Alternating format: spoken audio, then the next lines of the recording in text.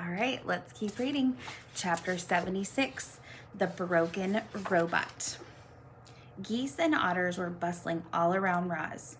They were pulling arms and legs out from the robot pile and pressing them against her body. They were hoping to hear thwip sounds and that the robot limbs would snap right into place and Roz would return to her old self and life on the island would go back to normal. But nothing happened. No matter what they did, the limbs wouldn't attach. Our robot's body was too badly damaged. "I'm sorry, Ma," said Brightbill, his voice trembling. "I thought this would work." "It's okay, son," said Roz calmly. "I am lucky I can still think and speak." The animals tried to smile at their poor friend, but they couldn't hide their sadness. Roz was a mangled wreck, and there was nothing they could do to fix her. The robot wanted to be strong for her son and her friends. She wanted to ease their worried minds and tell them everything would be fine. But Roz knew that everything would not be fine. But she looked down at her broken body. Then she looked at the geese and the otters and said, "I will need some help getting home." Chapter 77, The Meeting.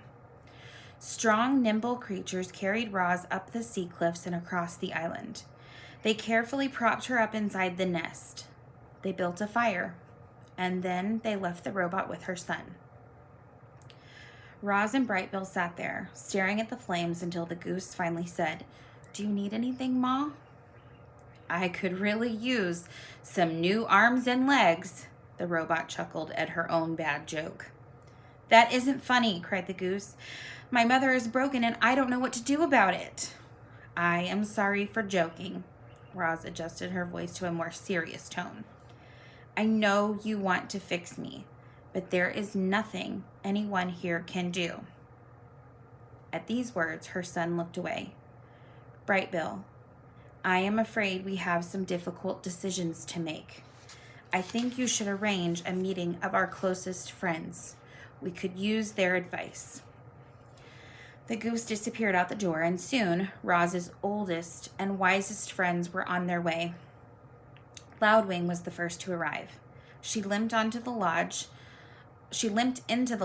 on her injured foot and sat close to her robot friend. Mr. Beaver appeared next, followed by Fink and Swooper. Then Tawny curled up on the floor. Mother Bear was too badly hurt to make the journey, so Nettle came in her place. She sat in the garden with her enormous head jutting in through the doorway. Brightbill returned with Chit Chat, who was nursing her burned tail. The last one to crawl in was Crag, the old turtle. Once everyone was there, the meeting began. The group talked all through the night. They discussed the Ricos. They discussed what to do about Roz. They discussed how to keep the island safe. There were stark differences of opinion, and tempers flared, but by daybreak the group had agreed to a plan of action. That morning, the dawn truce didn't take place in the Great Meadow. Instead, it took place in a small meadow by the foot of the mountain, in front of the airship. Weary animals quietly hobbled into the clearing. The only sounds came from a gurgling brook that wound through the gathering and right past our robot.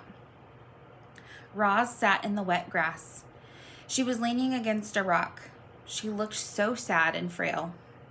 However, she still had her thoughts and her words, and for the moment that was all she needed. "Good morning, animals of the island," Roz's voice filled the meadow. "I must look strange to you, all beaten up like this, but I still hope I sound like your old friend." Hundreds of heads nodded. "You fought bravely yesterday. You risked your lives defending me, and I am eternally grateful. But many of our friends were wounded. Some may never recover. And there is worse news. Before the last Rico died, he told me that more of his kind will come to our island. They might already be on the move. And even if we defeat them, still more will come. My makers will not rest until all of their property has been retrieved. They want the dead robots. They want the broken parts. They want me. The crowd was silent. But I care about this island far too much to put any more lives in danger. And so, my friends, I must leave. Voices cried out. Don't go, Roz. Next time we'll be prepared. We risked our lives so you could stay. I hear you, the robot's voice cut through the din. But look at me. My body is ruined. And the Rico said the only ones who can help me are my makers. What if he lied? Howled a voice. You can't trust those monsters. You are right, said Roz. He might have been lying. There may be no hope for me, but that is a chance I have to take. Animals, you taught me to be wild. I want to be wild again, and so I must go get the repairs I need. It is good of me and the island that I return to my makers. A calm settled over the crowd.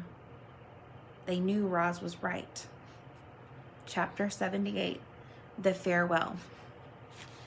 Our robot had an army of animals at her command, and she asked them to bring every robot part and rifle back to the airship.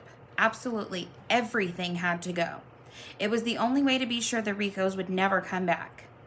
The island animals had no trouble locating the remains of the dead robots. Retrieving those remains took a little bit more effort, but they were up to the challenge. Teams of clever creatures returned with robot parts of different sizes and shapes. Smashed heads and broken rifles and twisted tubes and heavy bodies were all loaded into the ship until the entire island had been cleared. Even the tiniest scraps were collected. It's amazing what an army of animals can do. A light mist was falling when they finally heaved Roz through the ship's doorway. Her head slowly turned to face the crowd of geese and beavers and owls and insects and foxes and raccoons and vultures and moose and bears and opossums and fish and deer and otters and turtles and woodpeckers and squirrels and frogs and hares and on and on. Every animal on the island had come to give the robot a proper send-off. Goodbye, you wild animals, Roz's voice echoed through the gray mist. The wild animals smiled. And then a few of them started to roar. Then a few started to screech. And then more started howling and chirping and grunting. Soon every creature was hollering goodbye to Roz. The chorus of wild voices grew louder and louder, shaking the robot's body, rattling the ship, booming across the island and up into the clouds, and then their voices gradually died down the silence. Bright Bill fluttered up to his mother's shoulder. You understand why I must leave, said the robot. I understand, sniffled the goose. More Ricos could be headed here right now. I just do not know. There's so much I do not know.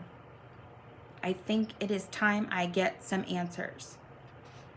Will I ever see you again? Said Bright Bill, wiping his eyes. You are my son, and this is my home, said Roz. I will do everything in my power to return. Bright Bill hugged his mother's worn face. I love you, Mama. I love you, son. The goose fluttered back to his flock. The robot took one last look at her home. The door hummed close. Chapter 79, The Departure. The airship's engines automatically fired up. Then the ship slowly floated above the island, turned to the south, and disappeared into the clouds. Chapter 80, The Sky. Our story ends in the sky, where a robot was being whisked away from the only home she had ever known. As Roz sat in the airship, broken and alone, and speeding toward a mysterious future, she looked back at her miraculous past.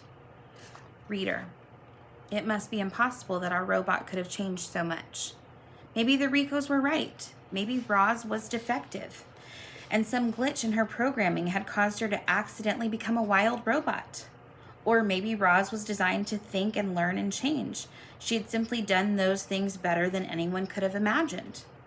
However it happened, Roz felt lucky to have lived such an amazing life, and every moment had been recorded in her computer brain. Even her earliest memories were perfectly clear. She could still see the sun shining through the gash in her crate. She could still hear the waves crashing against the shore. She could still smell the salt water in the pine trees. Would she ever hear and smell those things again? Would she ever climb a mountain or build a lodge or play with a goose? Not just a goose, a son. Brightbill had been Roz's son from the moment she picked up his egg. She had saved him from a certain death, and then he had saved her. He was the reason Roz lived so well for so long. And if she wanted to continue living, if she wanted to be wild again, she needed to be with her family and her friends on her island. So, as Roz raced through the sky, she began computing a plan. She would get the repairs she needed. She would escape from her new life. She would find her way back home. And that is the end.